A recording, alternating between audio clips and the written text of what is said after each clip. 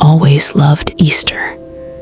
The bright colors, the sweet air, the joy in children's laughter. It always felt like something out of a dream.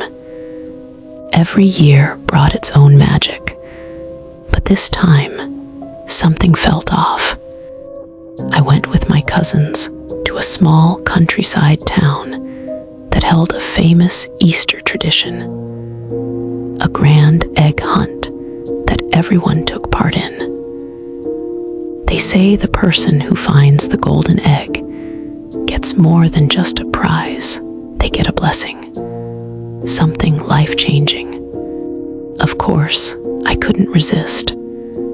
I've always been drawn to mystery, the kind that doesn't quite sit right in your stomach. And when we arrived, that feeling was already there, quiet but heavy. While others ran through the fields and shouted with excitement, I wandered off, curious about a quieter corner of the park where no one seemed to go. That's where I found it. Buried halfway beneath an old wooden bench, covered slightly with loose soil, was the egg. Gold, smooth, and somehow glowing even in the shadow. I picked it up. It felt strange in my hand, cold, even though the sun was out. And then it moved, just the slightest shiver, like something inside had shifted. They called out that the hunt was over. I had won. People clapped. Kids cheered, but I couldn't take my eyes off the egg. That night, while everyone else slept, I placed it on the table in my room.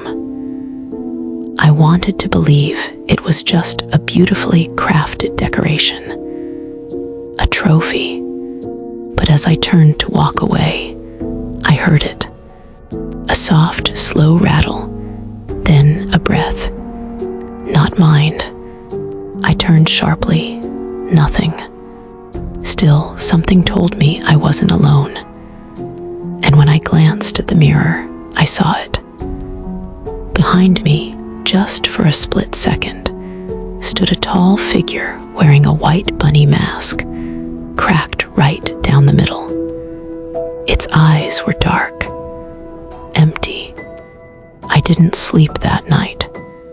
The next morning, I couldn't shake the feeling that the egg wasn't just an object. It was holding something or someone. I went to the town library, hoping for answers. What I found was a pattern. Old newspaper clippings, photos. Year after year, someone different had won the golden egg. Always smiling for the camera. Always celebrated. And then always gone. Missing without a trace, within days. The egg was no gift. It was a trap. A beautiful, cursed shell holding something far older than the festival itself. Something that needed someone to carry it. I tried to get rid of it, but every time I let it go, it came back. In my bag, on my windowsill, once inside my pillow. So I did the only thing I could. I returned to the park at night. I dug into the soil beneath the same old bench, deeper this time. As I held the egg above the hole, a voice whispered from behind me, "Free me or take my place." I didn't turn around.